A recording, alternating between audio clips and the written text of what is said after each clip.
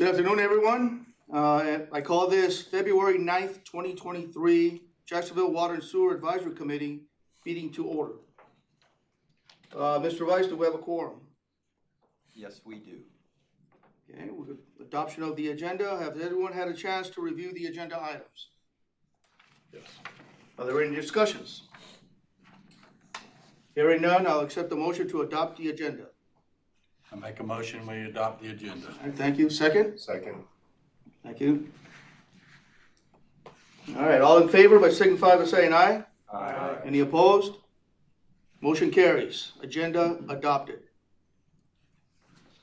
Again, has everyone had a chance to review the last meeting's minutes? Yes.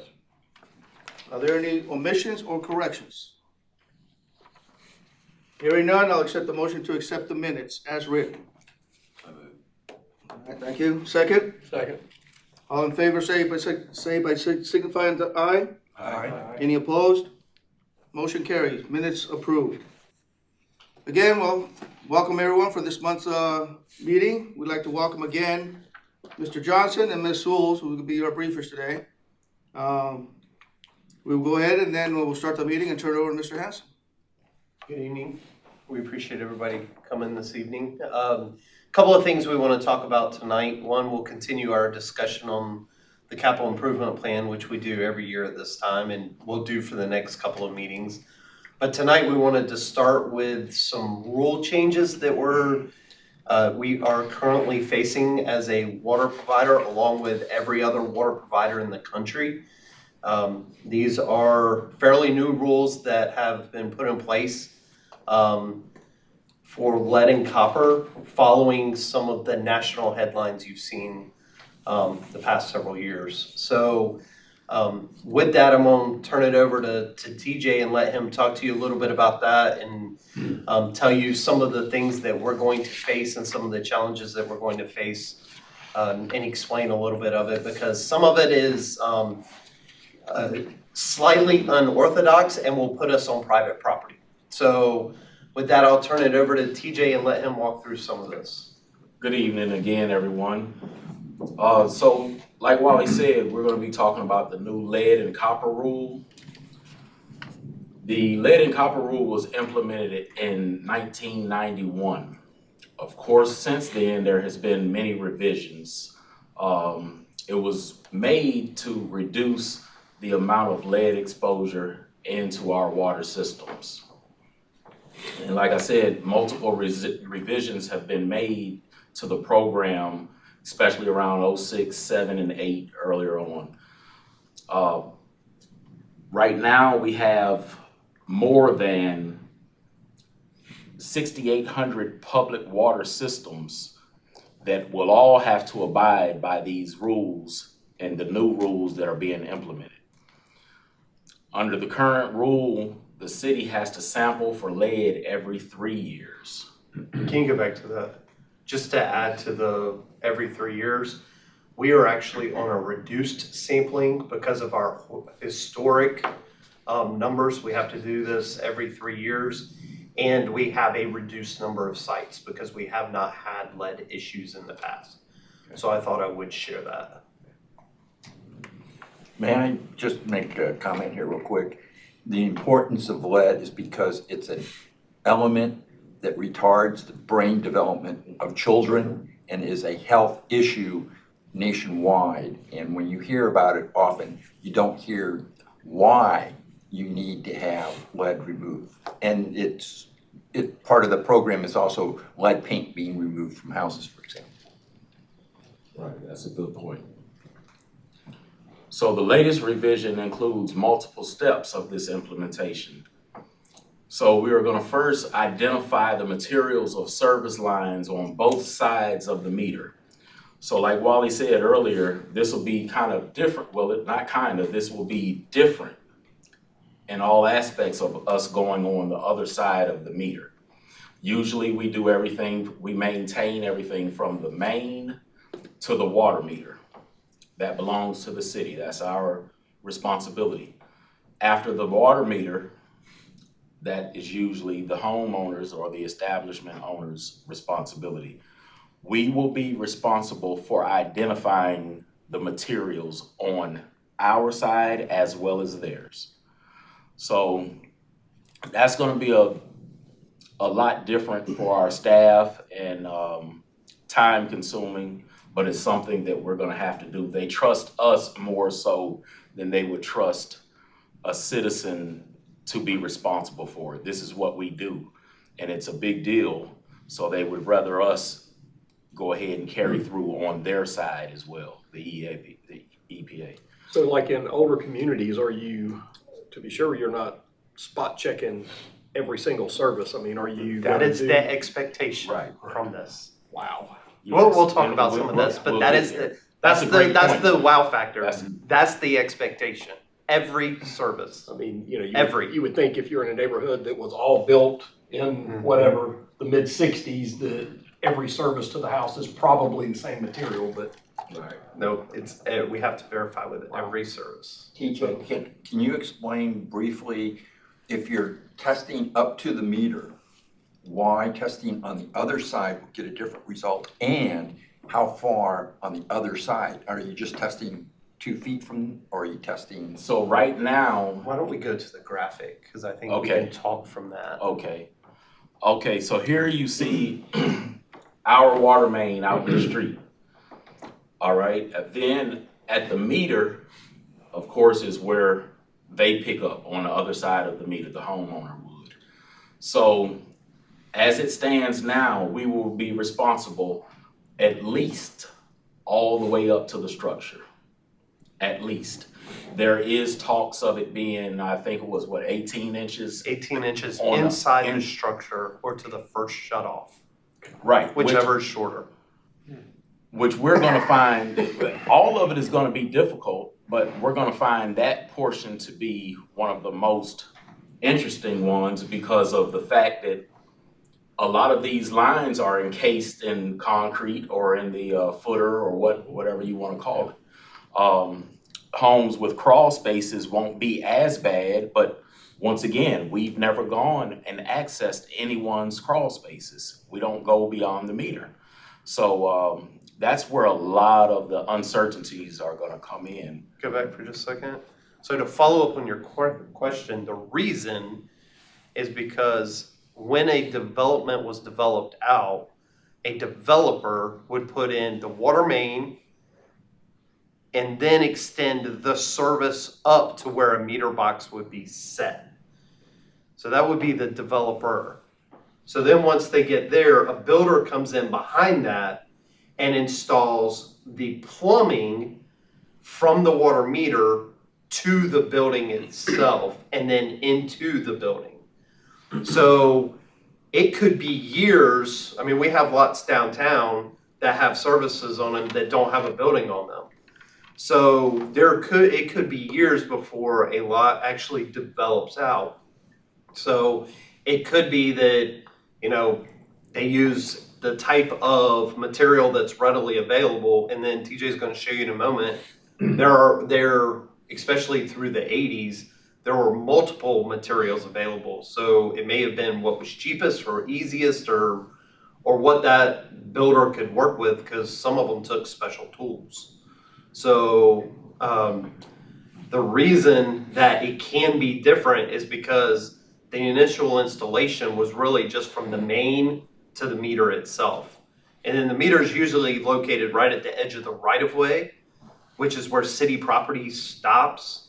And the rest of that would be on that homeowner's property. So what's your means of testing? We'll get there. Okay, you just, because I think it's important, my property, and I own several, goes to the center of the street. I pay taxes on that. However, the city has a right-of-way that goes so far from that center, which is where they put the road, the sidewalk.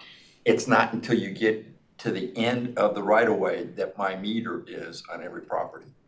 So people need to understand where that water meter is where the right-of-way ends, even though it might not be developed up. And there is right-of-ways behind some houses. We have easements behind Yes. some houses. So even though you own the property, you can't do just anything you want, just like you can't do anything you want in the middle of the street. That's right. And that's So there was a time where all water meters were not necessarily installed within those right-of-ways. Yep. But if we have any issues, or if we have visited these properties for replacement or a water leak, whatever it may have been, we usually relocate the water meter from its previous location into our right-of-way. No, it's not in the right of way, it's on my property. It's just outside like 6 inches outside the, Right. Yeah, and some of them vary. It just depends on, Yeah. like in Northwoods, if you look at Seminole, and I know that one because we just relocated them, the meter was literally 10 feet from the house. So that's not common, but it happens. But it was everyone on that street. So while we were there doing sewer replacement, we went ahead and relocated the water meters back to the right of way because really that's, that's where we have access to. Yeah. Now, if you look, and this varies because if you look up north, because of freeze, a lot of those water meters are actually in basements. Like where Michael's from, Walton, Massachusetts. Yeah. So those are all in a basement somewhere. So they'll have what you see up there is a curb stop out at the right of way. So if somebody doesn't pay their bill, they go to the curb stop and cut it off if they don't have control of the meter itself. But the meter would actually be in the building, which that presents, challenges that luckily we don't have to face. But in most of our cases, we try, if ours aren't at the right of way, we try to get them there eventually over time. And another reason why you asked earlier, what is the reason we would expect for the two materials to be different, one on our side and one on the homeowner side, is because oftentimes we'll use or we'll have gone back and replaced our side with poly, but the homeowner never touches theirs. So they may still have this old ancient service built out of lead, but we have gone and replaced ours. So that is why it's necessary to inspect both sides. Because if we just went off of ours, it may not contain any lead at all, but on the other side of the meter, it may. So that's why they want us to do both. correct me if I'm wrong. I suspect a lot of people are wondering why if you test on your side of the meter, why you would not find out the other side of the meter had a lead problem. And I assume the reason is because the water flows toward the house and not away from the house. Well, in most cases, we have, matter of fact, I'm not aware of any lead piping we have in our system because lead was only available up to 2 inches. So that would automatically limit the places you would see lead in our system. And in some, we may not find it in the plumbing itself or in the service line itself, but during I think it was the 80s, they used these lead goosenecks in the crawl spaces, and it could be from that lead gooseneck, and it may not be in the rest of the piping at all, which is probably part of the reason they're saying you need to go at least part way into the house itself. So it is it's going to be an interesting challenge, and then codes were different in the 70s, 80s, and 90s when we have houses that date back to the 40s. So it's going to be an interesting exercise. Is what's been explained so far cover the copper issue also, or is that going to be? Yes. Okay. So the latest revision includes multiple steps of implementation, like we spoke of earlier. These have to transpire by October 16, 2024. That is a lot of investigation. And we will, at some point, have had to at least give justification why we think this is not, or why we have not identified certain materials, okay? So we may not have to get everything done by that date, but at some point we will have had to investigate every single property within the city. It's every connection. the future replacements of lead service lines, that will come after the identification. So once we've gone through and identified what materials are there, if there is any that need to be replaced, that'll be what comes next. And whose responsibility, say it's on the homeowner's side, is it the homeowner gonna be responsible for replacing that? No, sir. Yeah, that's the part that's not 100% clear yet. So we don't know then. So right now it's leaning toward the water system's responsibility. And the reasoning behind them leaning more toward our responsibility is the fact that they know we will comply. They know we will comply with the rules and regulations that they set forth. If they left it up to many homeowners, you and I both know that it may get done, but it may not get done when it's expected to be done. And it may not be done up to their standards. TJ, as a homeowner, I'd like to rephrase what you said to the extent that you're the expert that does it every day, multiple times, and I'm a single person who's never done it before. So it's not that I wouldn't do it, but you will do it better because it's what you do for a living, whereas I sit on a rocking chair and whittle toothpicks into. This is our business. This is what we do. Yeah. So So it's not that the homeowner is irresponsible, it's more that you're the Exactly. expert. Exactly. My last question on that same subject, say it is the city's responsibility, is there funding for that's gonna come up, or is this the public that may have, or do you even know yet? We know a little bit. So in 2021, there was money allocated that will be passed down to the state to, give out. And, but it was billions of dollars, but that's not gonna go real far when you talk about all of the water service providers. I mean, there's 8,600 over plus. 60,000 water service providers out there. Yeah. So, I don't know how much, we don't know, there is some funding available, but we don't know what that'll look like. No, here And again, how they will prioritize it and what hoops you'll have to jump through to get it. the only reason I say that, it's possible a rate increase may have to come sometime down the road to help pay for this. Well, I Maybe. suspect, let's assume for a second, none of the properties have a lead problem. Just the investigation is going to cost. Oh, yeah. And I don't know, is there talk about increasing TJ's organization so they can do this in addition to? We're working on how we're going to do that. Okay. We'll give you a little insight tonight, but we're not there yet. We don't, I understand. I hate to say it, but we don't know what we don't know yet. Yeah, but we, So, I think this group would like to know when you become more sure, because I can't see how you could do, even if there's no problem, not a single lead pipe's gotta be replaced. There's more work for TJ's guys to do. We're gonna That's be right. giving updates to you all as well as the public as these facts come in. And when you figure it out, Wally, will you bring to us what you think you need so we can go tell the council that we think that's a good idea, please give them 2 more people? Sure. All right, so we spoke earlier about how to identify some of these lines or where they might be at.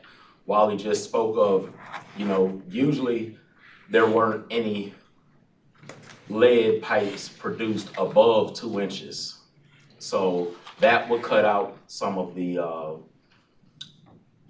investigations, as well as we can use as-built records where they're available to see if they were listing at the time, what materials went in the ground, so on and so forth. Also, with those records, we could date it and see if they were built before 86 or after 1986 to see if there is a possibility of lead being there. Because like we said earlier, after 86, the Safe Drinking Water Act, it was banned that you could install lead pipes. So we can rule out some of our newer neighborhoods automatically. So does that mean any neighborhoods built after 86 that you don't even have to go investigate? That's the assumption, yes. Right now, that's what Possibly, that's I what. guess. Can you make that assumption when you don't know for sure what's on the owner's side of the meter? Yeah, well, the webinars that we've sat in webinars and on purpose done separate ones so that we compare information that we're getting. But in the ones that both of us have sat on, after 86, we can use it was actually sometime mid 85, but so 86 or newer, it was illegal for contractors to install lead pipes. So if it was illegal, you can assume that it wasn't used. So, and they would accept that assumption. I guess I'd have to ask this question of the codes department. When the inspection was done of those properties, was that something on the checklist at that time? Absolutely, they look at pipe material. Okay, so you can Absolutely. assume, because when you build a house, you gotta get a certificate of occupancy, and that's one of the things they check. So you're saying that would have cleared anything built after 1986? Right, so just as well as this rule is being implemented now, so back then, the Safe Drinking Water Act, it required everyone to comply at that time too, so that was part of the checklist, like. But we know sometimes those laws are such that they assume They- that we're good they're- citizens. Well, we had good inspectors, so. Well, that's why I asked if the inspectors were. Right. Yeah. It becomes, we look at, That we was still part- do that, we still look at pipe We materials. have really good inspectors.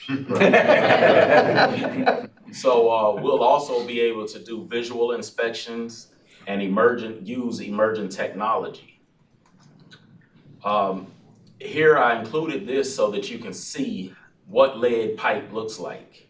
It's the dull gray looking pipe, and of course, like you spoke of earlier, the reasoning behind not having lead pipe in your system is due to health defects, and it usually takes more prevalence in the children for their development. So it attacks everyone, but more so the children. Under it, the galvanized pipe, we still have some galvanized pipe. When we go to a water leak, if we have to change out or repair anything, we usually go ahead and use what's at the bottom there, that plastic pipe, or we call it poly, we use poly tubing. Above that, I skipped over that copper. We still have copper in our system as well. The reasoning, you asked earlier about this as well, the reasoning behind the copper is because lead, when it travels through the system, copper out of all of these will absorb lead. So even if we were to remove the lead upstream of copper, if that copper was to remain, it has absorbed or potentially has absorbed enough lead from the lead piping to still affect the public. So that is one of the reasons why the copper must be dealt with as well as the lead. Not on the same magnitude, but if it's downstream of any lead piping, then it has to be inspected and Contaminated. right, it's been contaminated. So you won't have to look at the copper in a home, because we know there's a lot of copper in fixtures, because it's not downstream. Correct, and we are expecting to only have to go what right now seems like 18 inches inside of the home.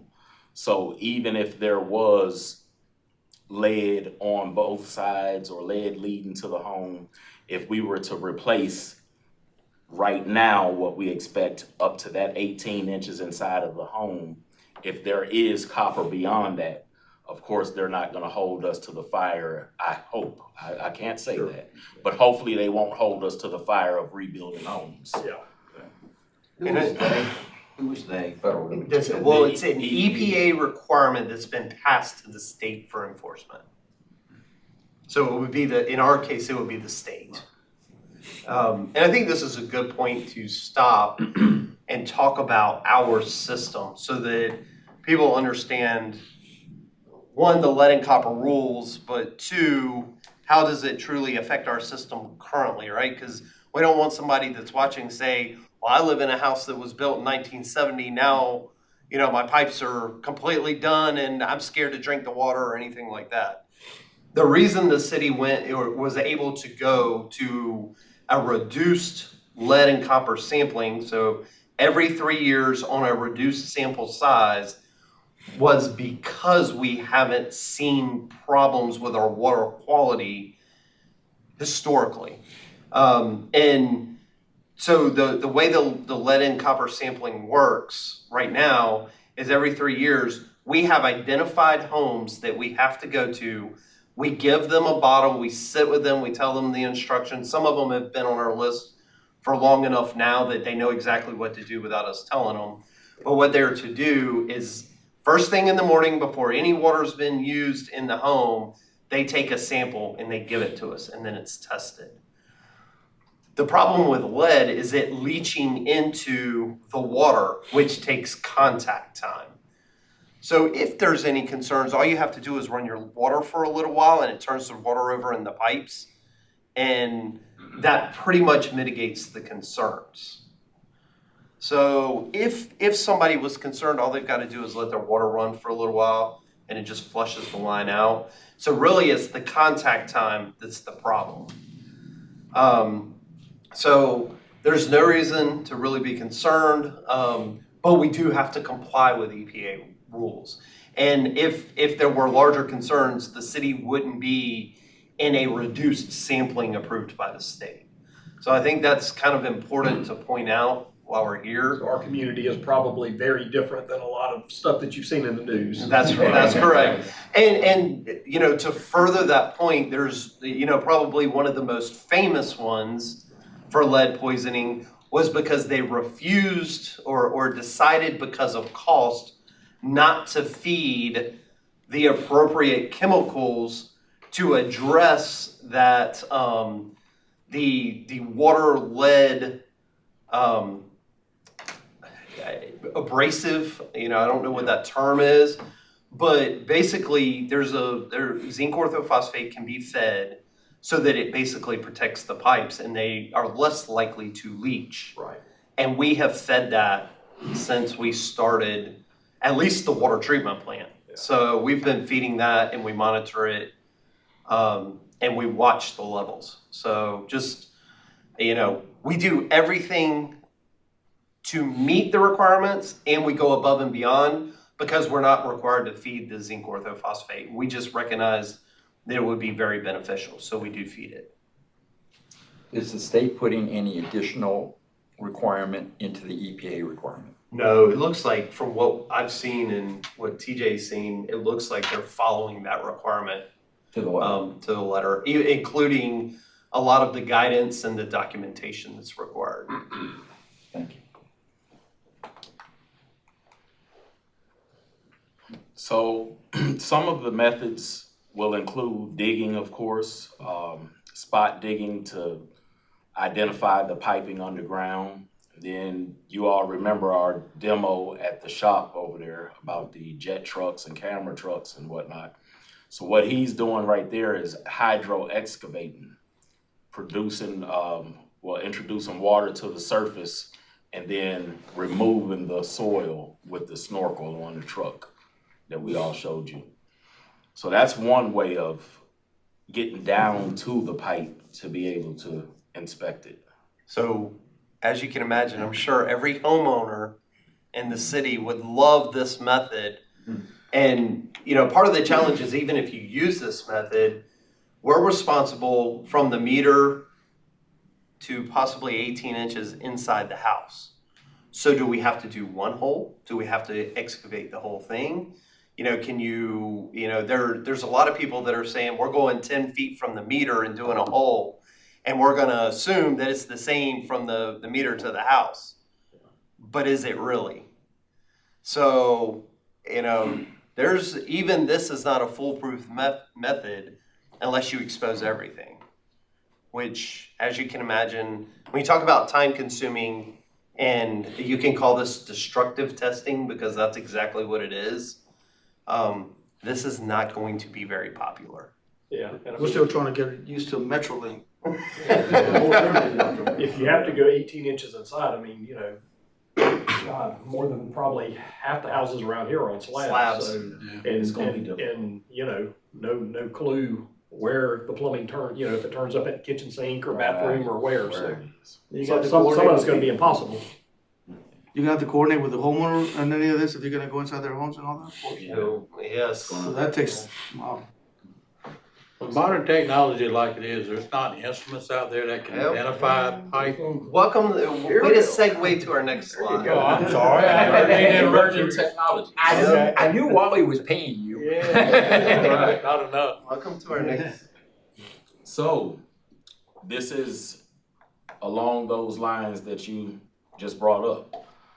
He's introducing basically a detector into the water system, and it travels the line segment, and on the way back, it'll attach and sample the walls of the pipe.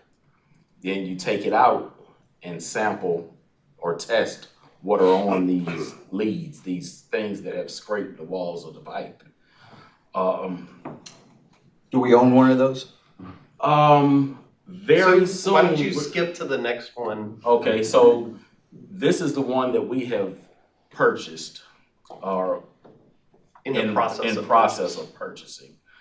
This one is also capable of detecting leaks. So what they'll do is they'll take the meter off, cut the water off, take the meter off, insert this like a snake, a rotting snake, into the water line, and it'll go down. And on the way back, like I said, it scrape the walls. You bring it out, test it. If there is lead there, and we call it a trigger point. I'm sure that those will come out as well as far as the levels that are trigger points. But you test it to see how much lead is there, as well as the leaks that we talked about earlier. So this will save. And you asked earlier about the personnel. Of course, we're gonna need personnel to do this, but hopefully this will take a large chunk of the time and put it on our side. We expect to move a lot faster, being that we have this instrument. You purchased one? So far. So far. Would you like to take a guess at what we got 3 bids. Would you like to take a guess at what the low bid came in No, at? that's what I was gonna ask next. No. 30,000. He's low. Wow. Really? Yes. Now we're looking for the lowest bid. Wow. Anybody else wanna take a jab at it? 83. You're a little high, but you hit one of our bids. So we actually, I think it was 75 grand. Yeah. So that was the lowest bid that came in, $75,000 for that one instrument. It does. Milwaukee battery. It's It really does. Well, the one station of the it would be interesting to see the 5-year price change on this instrument. No doubt, yeah. But it actually it feeds through, like TJ talked about. It will detect leaks also. It does that because it sends out an electrical signal as you feed it down the pipe. So it also uses resistivity to that electrical current that it sends out. So as you're going through the pipe, you can watch the screen, and it will actually tell you, based on resistivity, what the likelihood of the material of that pipe is. And then as you pull it, as you retrieve it, the spring on the end does catch the walls of the pipe. So that's kind of your second. So really by this method, you're getting a 2-method test. One, you're getting the resistivity through the electrical signal, and then 2, you're getting a contact test. So we think this will be even better than the, dig and scrape the pipe and see what it is. Yeah. And, it can navigate bends. They've demonstrated in a couple videos of how they navigate the bends. So this does allow us to go into the home as well. How long is it? I think the one do you remember? I was thinking there were 2 models, and I think we got the longer of the 2 models, but it's still only I still think it's less than 100 feet. So if you have a real deep lot, that could create a challenge, yeah. TJ, do you have to have some expertise to operate this? So from what they have shown in the videos and from talking and reading the literature, it will take some training, but with a little bit of training, supposedly anybody can do it. So, and we have a good group that will be going out and doing it, and I expect it to go smooth. Sound like you get a lot of on-the-job training too. Yes, yeah. As many as you gotta do. Right. So once we get a system going, like I was telling Wally earlier today, I think once we get a system going, it's gonna go a lot smoother than the beginning portion, of course, like with anything else. How many people do you think it will take to do one lot? I expect to at least have a duo on every, yes. And they have to have some expertise. Yes, and they will, everybody will, just so that we can rotate staff if they're needed elsewhere, or if there's a. I hear what you're Absence. saying, but I'm anticipating you're gonna need 2 people trained at this, and that means you can't buy an entry level 2 more people, right? Even if we were to get, Probably not. Okay? Because if you don't go out and hire somebody to add to the staff, you gotta take away from what? I? right, Or so, locating. so right now, everybody does have a task and a specific title and job and responsibilities that come with those. But we are gonna have to make some kind of provisions to make this happen because we have to comply. And I ask these questions so we can understand what your challenges are, so we can support you to the city council with, yes, it's not unreasonable for them to get 4 more people. Right. And I'm not sure on how that would work, but I do know we will be taking away from our daily operations to support this If you don't get process. additional people. Yes. If we don't. If you get additional people, you won't have to. Correct. I think I remember you saying you can't contract this out either, can you? Is that right? I remember hearing you say. I'm not sure if it can be contracted out because I have seen some people who are selling their services. Not so much as their devices, but I have seen people selling their services. So, but the municipality will still be responsible. Yeah, that's the And key. being that fact, I would prefer our, exactly, because I know that our crews are gonna do it right. Well, I hear you say that, but that same argument could be made for painting the water towers, and we found out that it's a better deal to have a third party paint the water towers than you hanging from a rope. Right. So, yeah. And this investigation will not be ongoing forever. This is something that at some point you will have checked every property, so it will sunset. Yes.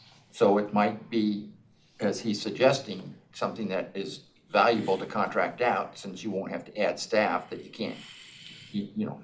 I can't imagine that they can do it as cheap as we can if you've got to do everyone. Again, I can't imagine that even if we hire somebody, I can't imagine that it would be as cheap. And I'll give you a great example. When MetroNet was laying all of their lines and doing everything, we looked at bringing in somebody to do locates, and us doing our own locates in-house just for water and sewer, we figured out that we saved, it was over $100,000. Just in the like 6 or 8 month period that they were working. So just because it can be done doesn't mean it's the cheapest way to do it either. we like an expensive way of doing things because we like the water rates to stay low. So are these right. hires gonna be temporary then? That would be, we don't know yet. We haven't figured out, so if you go back up a slide. What we're doing right now is kind of developing our plan of attack. Like TJ said, this is due in October of 24. I received the spreadsheet, what we have to fill out to submit to the state on December 20th. So, you know, we're not behind the curve, it feels like it, but so is everybody else. But we received the information, so we didn't even know what it would look like before December 20th. So we're in the process of figuring out exactly what has to be provided, exactly what will have to be done. Depending on which webinar you sit in, there's a little bit different interpretation. Unknown is an acceptable category, but one of the ones I sat in basically said, you have to be progressing. So if you don't know what a service line is, it's unknown, right? So theoretically, you could think that, well, if it was built after 1986, then we know it doesn't contain lead, so you put doesn't contain lead. And then if it was built before 86, we just say unknown, right? And our database is done. It was that simple. And obviously we know that doesn't comply with the law. But for us who has 19,000 or so water accounts, even if half of those were built after 86, even if 3/4 of those were built after Do you know 86. those numbers yet, or you're No, still we don't. identifying? We're figuring it out though. Like GIS. That's exactly what GIS is doing. Actually, Michael's working with GIS to Get that count. get that out so we'll know exactly what we've got to do. But even on a low end at 5,000, Still a lot. it's still a lot. So, and for the method that we've chosen, while it will be faster and cleaner, it still requires us to go out, pull the meter, insert the probe both directions, because you got to do to the main and to the house, and test. And then when you're done, you put everything back together. And because you've gone through the service line, you want to make sure you flush it to pull anything that you may have knocked loose in there. Yeah. So you've got some flushing that you have to do. So, what we're leaning toward, we're still developing our plan. What we're leaning toward is identify those areas that are more likely or, constructed within the era that we need to go look at, and then take sample sizes from those instead of just starting here and working through, one area and then going to the next area. We go through and we take a sample size, hit those samples, and maybe you do it based on, phases, because we can go back historically and track when subdivisions were created. And that's fairly easy to do. So maybe we pick, a time frame. So if you have, I'll just pick one. Carolina Forest was built in the 2000s. So we know that we don't have to go look at that one. But I can tell you that, if I was here, so Carriage Run, which is Stagecoach, Section 1, was about 50 some lots. So we could take that was the first phase. So we could take a sample of that phase and see what we find and then move on to another phase. So the idea there would be, what we're doing is trying to target where we think we would have it. And then if we find one, then you concentrate there. Right. So the idea is, we build a reasonable assumption that, these were all constructed in the same time frame, likely using the same materials, same builders, same contractors, because they're the same phases. These 40 should look like the 4 that we've tested in this. That's right. Now, eventually, the law says we got to come back and get all of them. But if we're going to try to do this to where we find it as quickly as possible, I think that's going to be the best route. That's probably, that sounds like a great plan. So, but we're still getting there. And then it's how do you do it? And, can we do it with a temporary person? If we do, we don't have to necessarily add that to our budget, because we do have temporary people that we don't always fill. Or if not, I almost hate to say this on air, but, being that we're pulling a meter, maybe we could partner with metering and they can spare a person and we can spare a person, and then we have to hire less. Yeah. So, we don't know what this is going to look like yet, but what we were concerned about, the reason we moved forward with this piece of equipment is where all water systems are facing this. Yeah. We're all going to be trying to find out how to do it as quickly and efficiently and less destructive or interruption as possible. And this is the only thing that we've found that, meets that criteria. and they were holding 2 trade shows this week in Florida. So if, and I don't know that there would be, but let's say they hold one in Miami on Tuesday and they held one today in Orlando, I think it was. Let's say they get those Florida water systems to come and they all decide they want one, well, we may not be able to get it. Yeah. So at least we're first in line. So that's why we went ahead and moved forward. We moved money around in our existing budget to cover it. And again, what we talked about in one of the previous meetings, if you get a tasking from higher, such as state, telling you have to do this, and you're going through the planning process as far as cost analysis, everything you're talking about now, it's costing a lot of money. You throw that into the proposal, say, this is what it's gonna cost for you to do what you want us to do. And then hopefully they would refund you or budget you for some of that money, because it's a lot of money we're talking about right It here. is. So they should, forward you some state money or funding to accomplish this. So, Wally, Does that make sense? I'm thinking that, I guess there's gonna be a lot of turnoffs coming up. You're not gonna pull a meter. with Yeah, we would have water to shut pressure. down and coordinate that. Yes, It's sir. gonna be like your street this week and Yes. your street. Well, and the good thing is about this is if we identify, let's say there's 40 homes in a subdivision and we say we're gonna do 10%, which is 4. If we say we're gonna do 4, you're really only interrupting one at a time. So you just pull that Pull the one meter for that how do one you house. stop the water coming in? You So gotta turn off more cut than the just water our line. You house. just cut the water off at the meter, at the setter. How do you go back? And So towards the way it works is, there's a video you can watch online, but Okay. there's a pipe that screws in and so you turn the setter off, you screw it into one side, the home side of the setter, Mhm. and you feed the probe in through that pipe, which seals, and then you turn the setter back on that side. So a little water gets out, but it's pretty much a dry process because you're sealing it off. Well, I hear you're gonna have a wonderful database to figure out where you have to go, and I think everybody thinks it's a great idea, that process. Will that database capture all costs associated with this effort? Well, we use Mobile 301 and Work Solutions to track the work that we do. So that would include time and materials. So over time, we would be able to tell you what it costs us to do per site. Or per overall effort? Yeah. So if somebody says, hey, what did it cost you? You go back to federal government and say, this is what it cost me, and you only give me 20%. we're planning to put this in a separate database so that it'll only be for this here. So, it'll be easier to. Say what you bought, Right. how many hours. Right, and equipment charges and so on and so forth. I'll be honest, getting grant funded for, unless they say, we're just going to allot you so much per connection, which might be the fairest way to actually do it for investigation.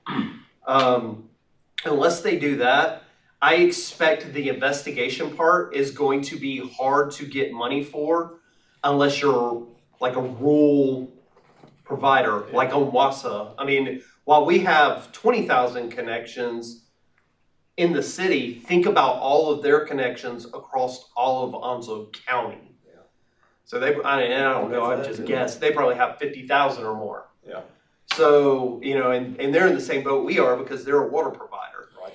So, I think that while what I read, the law says that it's eligible for investigation, the only way I see them fairly distributing it is by connection or them holding, the state holding the money for actual implementation, which I'll be honest, if they're gonna pay for something, I'd rather us pay for the investigation part and them pay for the replacement part. And we have the So- structure we're gonna have the infrastructure on software to support do that, all this. so you can't really plan on it, but as typically will happen with things like this within government, I would be very surprised if that date that they've given, Is actually met. yeah, I mean, it's not gonna be met across the whole country, No, there's no obviously. way. But that's very optimistic Right. to be able to do what they're asking. So, Those of us who do meet these deadlines that they've set, once again, will be on that, what we call sometimes the nice list. That's one of the reasons why we don't have to sample as frequently as other cities and municipalities, because we comply with everything that we need. taking care of business. Right. And we are typically, as far as the city goes, we're typically on the leading edge of being in compliance or ahead of the rule changes. Right.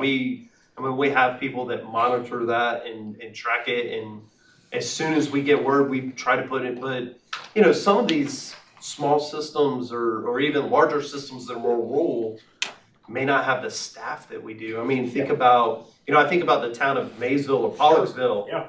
You know, that's gonna be a heavy lift for, even though they have a limited number of connections, they don't have our manpower and resources to be able to shift to meet those requirements. And probably their percentage of issues that they're gonna have are gonna be higher than probably we have within the city. That's right.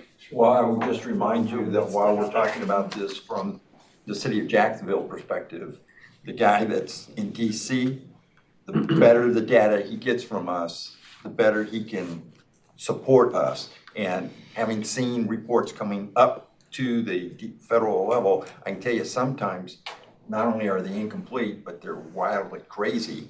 So if we can collect the data and be specific and accurate, it will help them do their job to support us. Yes, sir. So another important fact that we're doing with this plan of action, we're gonna be required to notify the homeowner if we find any lead on our side or their side within 30 days of finding it. So that's a requirement that we're gonna have to meet as well. So it's not just the investigation stage, we're also going to have to notify the public of what we are finding along the way. And of course, submit those required informations to the state. So once we notify, we have to track when we notified and how we notified and submit that also. Put a flyer in the water bill. So we have to do it for each individual. So, but the important thing is getting the message out, right? So whatever, when we do find it, or if we do find it, I'm sure at some point in our system we will, because there was a lot of construction in the 60s, 70s, and 80s. So when we do find it, we will, it's important that we have a consistent message and then an education piece on what the people can do and what they should expect. Making them aware. So our house was built in '73. And when I was trying to track down that water leak last week, I was under the house and found the service coming in, which appeared to be copper to me, but yet the plumber said that I was assuming that was all the way to the meter, and he said it was PVC, so, which kind of surprised me. That's You know, good, at though. that, it is good, At but that at that time. date, I was assuming it would have been different. And check him off. Already got it We'll written get down. your plumber's Address report. already checked. Didn't take it over, right? I'll see if he's got any pictures. Got you memorized. Open the calls Check already. TJ, very professional presentation. I appreciate that. And like I said, there are a lot of uncertainties right now, and that's from the EPA as well as the state. But as they find things and put them in concrete, we'll be notifying you all and keeping you updated along the way. And we'd like that, because we'd like to carry you apart and give you something that you can go to city council with that would be approved. I appreciate it. Does this apply to Lejeune as well? Is this, I would think so, because it's EPA, so it's federal. And they had a lot of Federal. issues. And I know they have a lot of A lot of issues. this is what I believe may be stemming from some of the ongoing things in different cities, like up north and down south that we've heard of some recently. And At least our wooden and clay pipes won't be affected. Yeah. Well, there are systems in our state that have wooden banded pipes. So we don't have it, Wally keeps saying But that. for the good thing about Jacksonville, most of our system was built in the 40s and later. Yeah. So when you compare us as a water system to many other water systems, we're still an infant. Yes, yeah. So that helps us some. All right, then we're moving right along to Ms. Yes. Sewell's over here. Yes, good evening, and I know we just went through some of this last month, so I'm going to kind of go through just a refresher of what the CIP is. I'll be quick about it for the most part because I know you've seen a lot of these already. Please take your time because there are people watching on Channel 10 that may not have seen last month. Okay, And new members. okay. You're not. So I am. CIP is our capital improvement plan. It's a 10-year planning horizon. We do this annually, go through all, updating projects. We use this and bring it to you to evaluate our water sewer rates, calculate system development fees. And even though it's a 10-year span, we're really only funding that first year. So we'll be focusing on 24, obviously. Rhonda, could you define the term you used there about development fee? I mean, most people know what sewer and water fees are. There's different development fees. So for instance, for construction, if you're going to need a meter, the size of the meter and everything, there's those along with, I'm trying to think of. You want me to take it? Yeah, I'll let. So the system development fees, so we have two ways that we really collect fees. One is the monthly fee that people pay, customers pay for usage. So it's basically a usage fee, you pay for what you use. And then the other is a capacity charge or a system fee. And by law, it's now named the system development fee. A lot of people know them, the development industry commonly calls them impact fees. Because that was kind of the coined term. So it's it's a fee for impacting the system. That's really what it is. Connecting to the. So when a new connection is made, that developer pays for the size of the meter that will serve their development. And really what they're doing is they're buying capacity in our system. And we take those fees, we set them aside. They don't go into our normal operational accounts. They're set aside for growth-related projects. So the city of Jacksonville uses that money to build projects that accommodate growth. And really, when you look at our fee schedule, the two largest portions of the system development fees for us is the water treatment facility where we build excess capacity so that we could address growth with the water treatment plant. And then the total cost for the expansion of land treatment. So when we expanded our wastewater facility, that total cost went into system development fees. So that's a large portion of it because that was about $48 million. But, to look at it, the current residents did not need that expanded capacity. You only need that expanded capacity if you're going to grow. So that's why we attribute that to growth. So we collect system, it's a one-time fee. So you only pay it when you connect.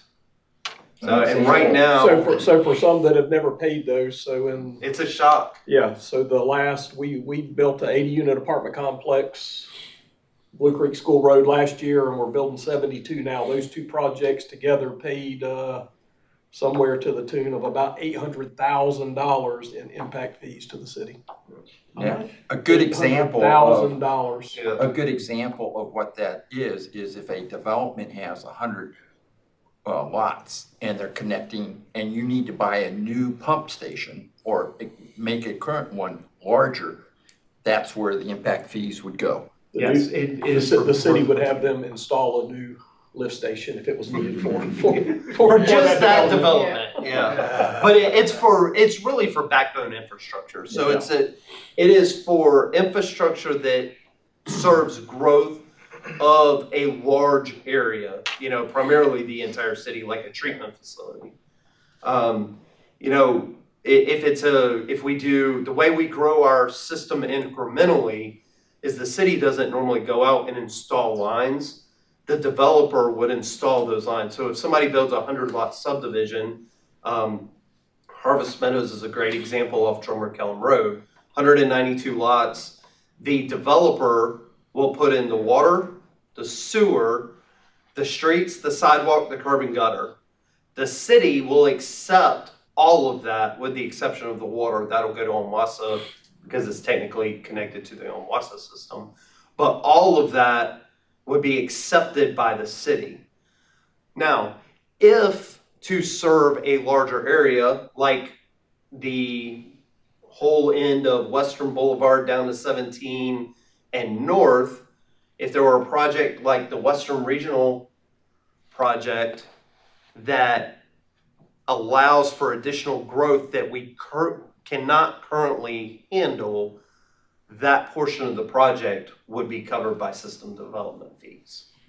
The law actually says you can use it for any, you can use it for ongoing maintenance, you can use it for, operations, you can use it for capital projects, you can use it for, it doesn't have to be related to growth. But when we met with recognizing that ours is fairly large, a single family house is $7,100 by the time you pay the water portion and the sewer portion, which is what Mr. Kellum's pointing out because he built apartments. So you take that $7,100 and you multiply it by the number of units and you have what he paid. So that $7,100 goes into a separate account that we've set aside. And since I was here when we increased it probably back in 2006 or 7, maybe? It was after that a little bit. Was it? It had been about $1,700 since the 90s. It had never been updated. It really wasn't covering what we needed it to cover. And we sat down and met with the development community. We identified stakeholders, brought them in, and we did a study that showed just the projects that it would cover and what it would be used for. And the comment for that was that we would use it only for growth projects, and we carried forward to city council and they agreed with that. And what, Rhonda, you're doing there is saving us a lot of grief, because back then when we did that, not only was there contention because the users were saying, why are we, subsidizing developers? But the developers were saying, hey, you're giving us a shot, go from 1,700 to 5,500 per unit. So that was phased in over 3 years, correct? No, I think it was 18 months. 18 It months? was pretty quick. Well, so doing it annually helps us stay ahead. Otherwise, if you don't have the development fees, then growth would exceed your capacity very quickly. Yes. A CIP project, they are usually longer than 12 months. Those vary, usually exceed $50,000, have a useful life of about 5 years. And most of the projects are either repairs, but the new infrastructure and the upgrades, those are based on growth. And right now, the one we're working on is the FY 24 through 33. Usually we would come to all of you in January, February to present projects that are in 24, the current year that we're looking at funding. And then in March is when we'll bring you the full draft to get your approval before we take it to the city council. On the projects in 24 that you present us in January, February, are either ongoing or scheduled to start, and there isn't an ability to say, turn them off, right? Correct. Yes. These are commitments that we have. Yes. We're just being informed. Yes, these are all, and a matter of fact, all these are already funded. They've already been approved prior. We're just going over some of the ones, and most of the ones I talked about last month are in here because they'll carry over into 24. but I just want everybody to realize, we as a board can't recommend you do something that you can't do, like, don't do that project because it's too expensive. We're down the road, we're committed. So again, tonight I'm gonna go over the carryover projects, a majority of the ones that I spoke about last month, and then the status of each of those. There's a total of 6 water, 8 sewer, and 2 combined. Our first water project is the Black Creek well replacement. The design and permitting is completed for well 1, and we've already advertised bids for that? We're getting ready to. Okay. And so the plan for FY '24 is to construct it and then evaluate 2 through 4. Is it a re-evaluation or? So we'll evaluate for a new location of 1 well to replace those. Branchwood Water Service. Right now, we're doing assessments using our GIS. Well, really 311, kind of seeing what sort of reports come in, like TJ's people, when they get them, you know, we discuss it with TJ if he sees more areas that are getting issues. We're also looking at our Food Grow Street report that we received. With those, we're assessing it, and then the goal is for '24 to get the design complete and bid out, depending on what we can do with it because of the budget and kind of all the amounts that are out there. That's one of the things. Excuse me, before you go. Wally, can you explain what the benefit of that is to the users? I mean, we can see that you're gonna spend money. What are we gonna get out of it? So this project would replace the service lines that we just talked about. So it's from the main to the meter, the city's portion. The problem we have with Branchwood is, I don't know if do you know what they were constructed of? Was it thin wall tubing or? That's exactly what a lot of it was, and So over age, it has broken down, and we have a lot of water leaks, so we call it a trend. We have trending water leaks in that area. So what we're doing is when we go to repair these water leaks, we replace it from the meter to the main with poly, which is that plastic tubing that I showed you on the slide. So basically, we're getting ahead of a problem that's becoming worse. Yes. And it'll keep Branchwood residents in water. Exactly. And in the past 3 years, I think, or 2 years, I think we've replaced over 100.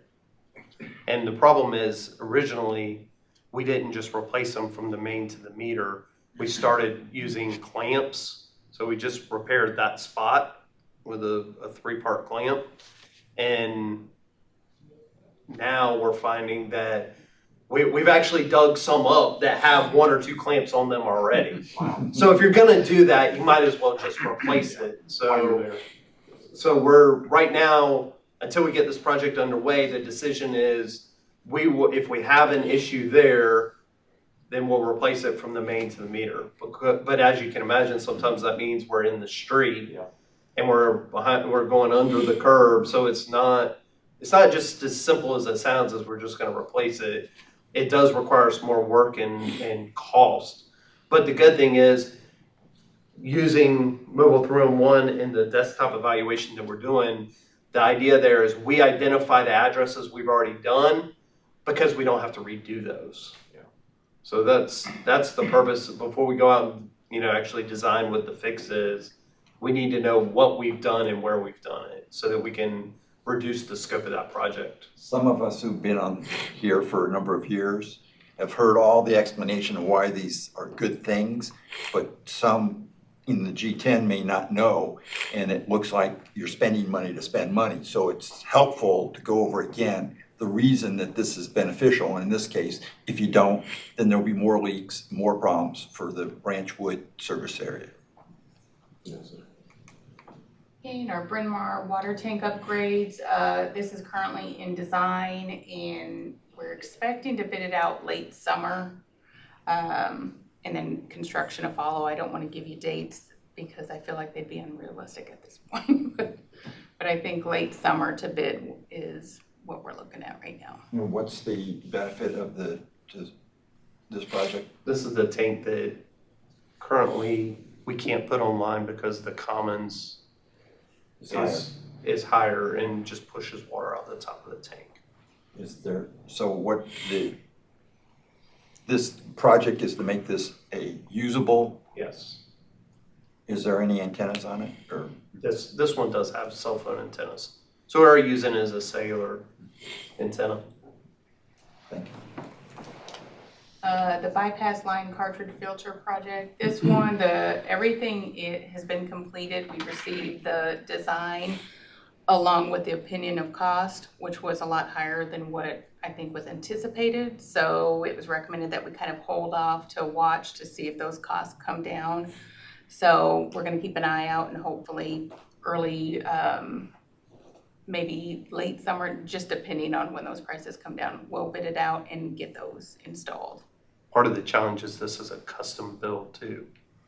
So it's not like we can just go buy something off the shelf and use it. What's wrong with the line cartridges? Well, currently we don't have filters on our bypass lines, so we're getting sediments in there. Yep. So this is a way to keep those out, mostly like sand is what from the we're seeing in wells. there. And it's dying. You're gonna get out of the menu. Oh, that's not me. We'll give them a second Yeah, to catch he's up. doing it. There he is. Here we go. The Commerce Memorial Waterline Project. This project is focusing on, well, it's going to consist of replacing the water lines, fire hydrants, and services there on Memorial Drive, Memorial Court, and a portion of Commerce Drive. There's a lot of aging infrastructure out there. So TJ, because he's got a lot of time on his hands, he's been kind of doing assessments and trying to find the most feasible way to make those repairs out there. So once we get those assessments done and kind of go over everything and figure out the best way to do, we'll put it out to get it designed. That wouldn't be until late summer, early fall, and then construction to follow for that. On the fire hydrants, I got a question. They're being repainted and there's a blue strip around most of the ones I see. What does that I think that's so indicate? they can see them at night. It's Is that what it is? like reflective, I believe. Yes. Okay. And our subdivision standard actually requires that there's a reflective blue piece in the road. Okay. So if you look in a newer subdivision and you see a reflective, you know, the typical reflectors you see in the middle of the lanes, if you see a blue one, that means fire hydrant. Okay. Thank you. Does this water line, is it failing? The one on Memorial, we have had a lot of problems with. And part of the challenge is it serves all of the doctor's offices in that area. And when we have to go make a repair, if it's a major repair, we have to take them all out of service. So, It's a high priority area. you know, so it's, the hospital's not fed from this line, but all of those other doctor's offices are. And there has been And Commerce will require more discussion because, as you know, the state is working on the extension of Commerce Road right now. So we may not want to go right in behind them and do that work if we can avoid it. So, or even overlap depending on how long that project is. So we may come back and revisit Commerce. The FY24 well rehab, this is one of our ongoing programs we have. We evaluate the wells, we have them cameraed, and depending on what the assessments come in, that we have recommendations made to us by those engineers. And then from there, we move forward with whatever repairs or improvements need to be done. I think this is the only project in the presentation tonight that doesn't already have funding. But it is one of those ongoing programs. And it keeps the wells online. Yes. So our first sewer, and a lot of you might not know this project. Western Regional Sewer System. So again, as I mentioned last month, there's the two segments of the force main, and then the third portion is the Western Regional Pump Station and LTS upgrades. All three of those are ready to bid. The first two, the force mains have been ready to bid since May. NCDEQ has had all of that to review and approve so we can receive their grant funding. It's a lot, but it is taken this long. And again, they've had it since May. And I just spoke with the rep last week, and he said, because they've re-reviewed it, they asked us to make a couple minor changes, but then we had to resubmit everything, including all the drawings and everything. Get 90 more days. Right, yes, so he said that he has a couple other projects ahead of it, and he would get to ours within the next 2 weeks, and that was last week, so. Have I'm we thinking solved by all the March. problems with going under the waterway? It'll be a directional drill. I know that was an issue for years. It's not an issue any longer. Well, we have all the wetland crossing permits and everything that we need, yes. Holiday City Motorhome Park, this one here, the planning and evaluation is underway, and I think we're looking at different options.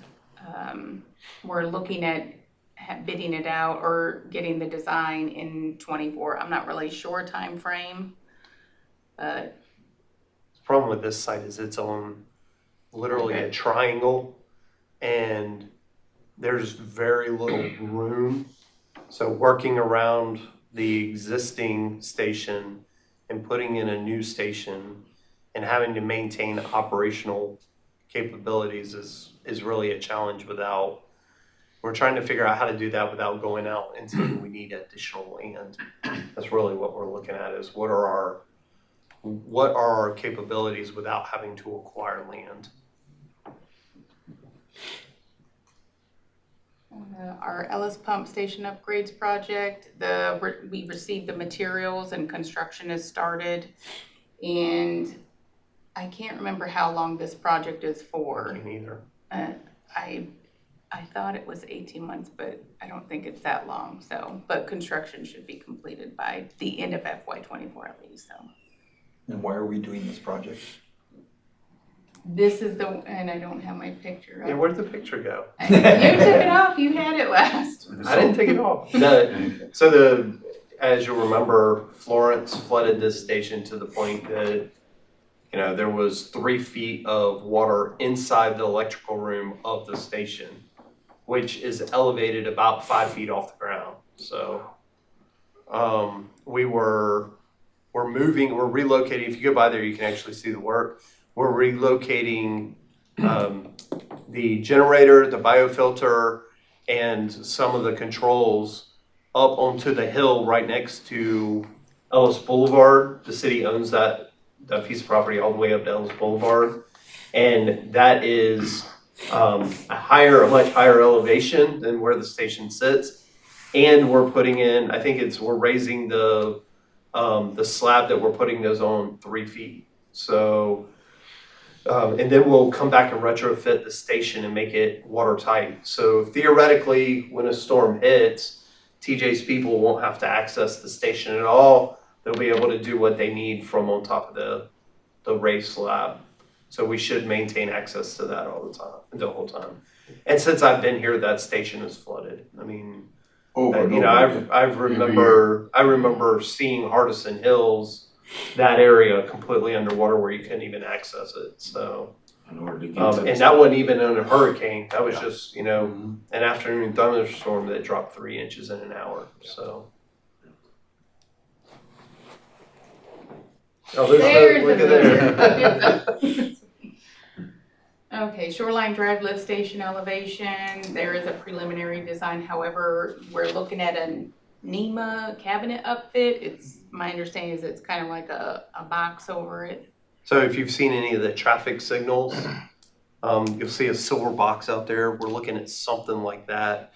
And then locate the controls. These are right off the road. Locate those controls, move them around so they're not so obvious. And then figure out the wet well actually sits about 2.5 feet off the edge of the roadway. And when this area floods, water we're basically pumping a part of the new river when it floods. So we're going to figure out how to seal up that wet well so when it does flood, it keeps water out. So we're having to deal with flooding at that station. And we expect it to be completed early FY '24. The biofilter upgrade at Bryn Mawr, the specifications and estimates are complete. I'm not really sure when this one's gonna go out. So the part of the challenge we have with the biofilter deals with air exchanges of the pump station itself. So you're dealing with the wet well, the pump room, and the control room. So the idea is you're pulling air out, you're treating it, removing the hydrogen sulfide gas. And for any of you familiar or not familiar with hydrogen sulfide gas, it actually starts breaking down concrete. So the part of the challenge we have with Bryn Mawr is that one's undersized. But ironically, it was designed the exact same as Ellis, which we just replaced or are in the process of replacing. So the idea is that maybe we can partner with the contractor or the provider of that biofilter and duplicate it at Bryn Mawr. So because the cost estimate we received originally was astronomical, but the one we purchased for Ellis was within our budget. Where does the gas come from? The wastewater as it moves through the system. LTS facility improvement.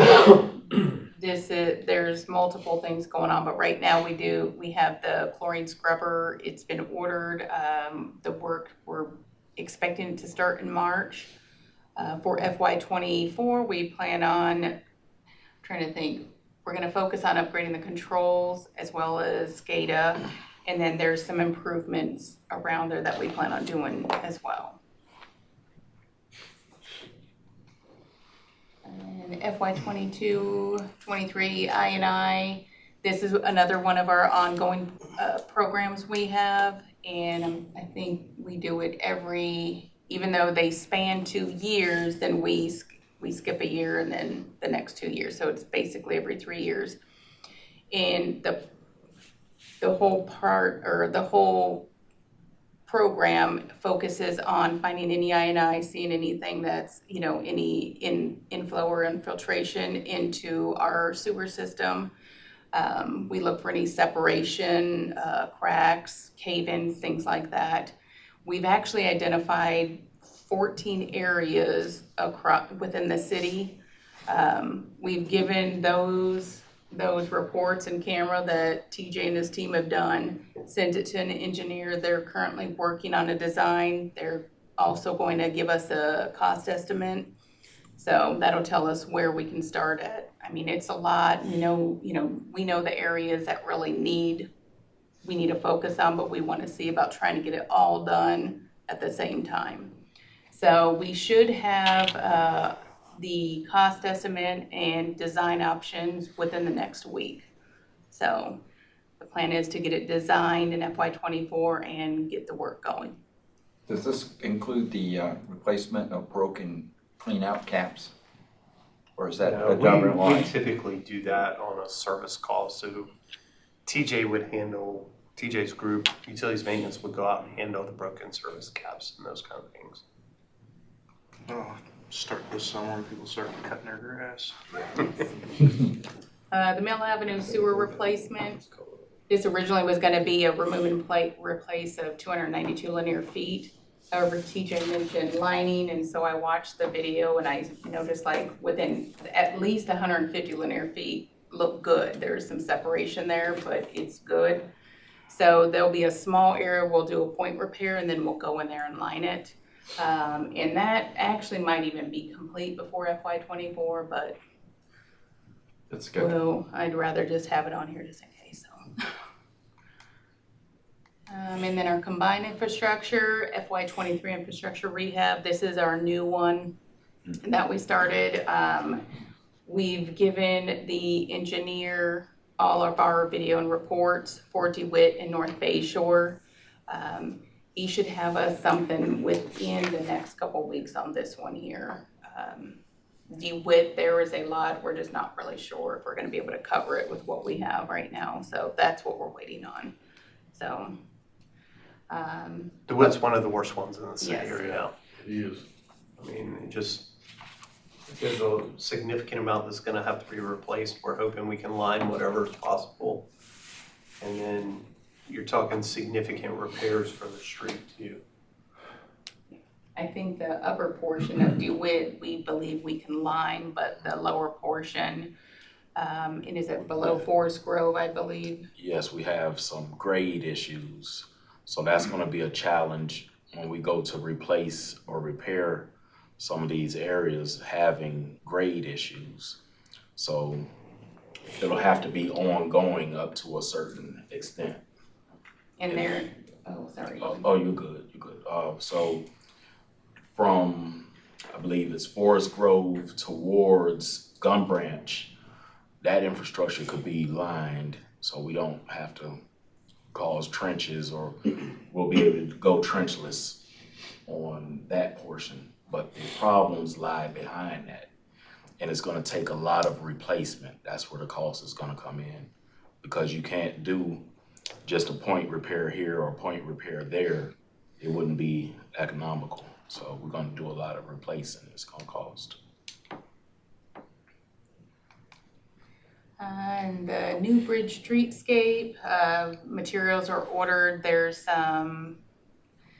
next week is I don't know if we call it an open house, but kind of to allow the business owners to come in, ask questions, go over what the plan is. But we do the contractor plans on starting work in March. And this one takes about a year, so just under a year. I think this one is about 10 Over months. 18 months. Oh, 18 months. Yeah, the total completion time is 18 Who's doing that months. project? Millfed, so we're kind of excited. When's the open house? When and where? We're looking at, I think we've advertised for next Wednesday from 4 to 6. Where? Here, In this City room? Hall. I don't know we haven't decided if we'll do it in this room. We'd like to make it, as friendly as possible. We don't want to stand up and do a straight presentation or anything like that, but really be able to take time with the business owners, walk through the plans if they have any questions, because there will be significant detours, and we will, whatever side of the street we're not working on, that side will remain open, and parking will remain, but the side that we're on, we'll have to close and close the parking. So we need to coordinate all those, and then that project also includes sidewalk replacement, which goes all the way to the front wall and front and door of the buildings. So we'll have to coordinate pedestrian plans, and so that one's going to be, we can't do it all in one meeting, but what they need to do, or what they need to know, is what to expect going in, and then what we're going to coordinate them with them as we move along. Wednesday at what time? 4 to 6 on Wednesday. I don't know that date off the top of my head. It's the 15th. 15th. There we Now, go. that project's really not affecting this building, is it, even though it's there at the corner? It goes from Johnson Boulevard to Warlick. Oh, it does go that far? Yes, I sir. thought it stopped right here at the. No, sir. It goes from Johnson Boulevard to Oh, Warlick okay, Street. so it will impact this building. It will. Are we closing down City Hall? We are not. We remain open. So the next steps, and this is just part of the CIP again, we're working on, we've got some meetings next week, we're finalizing the draft. Once we get that, again, we'll come back next month and present the final draft to you for approval to look over and everything, and then we'll take it to council after that. You provide complete 24 or just the added projects? No, we will provide you all of the water and sewer CIP projects like we do every year. Okay. So you'll have the full 10 years to look at. And we'll have And we them will on do our slide. absolute best to get that out before the meeting so that you have it with enough time to review it. And I will go through all 422 projects. Yeah, you're right. I'll have to hit the down. I'm not gonna be at that meeting. Wash my hair. Yeah. This again is just our CIP timeline, but that's it. Thank you. Thank you. All right, well, thank you for those briefs. It was very educational as always. A lot of deja vus, but it's always good to see updates on what week before. Because a lot of this, I go over the notes, I said, okay, I remember that, which is good. Repetition is always good. Again, I'd like to thank you both for briefing us and taking the time to do that.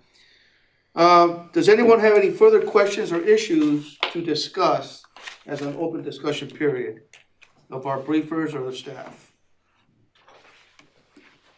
Sir. Nothing, we're good? Good. All right, well then in closing, our next regular scheduled meeting is for April, as you were, 5:30 PM on Thursday, March 9th, 2023. This same classroom and on those times. If there are no other further business, I'll accept the motion to adjourn. So moved. All right, second? Second. All right, thank you. Meeting adjourned.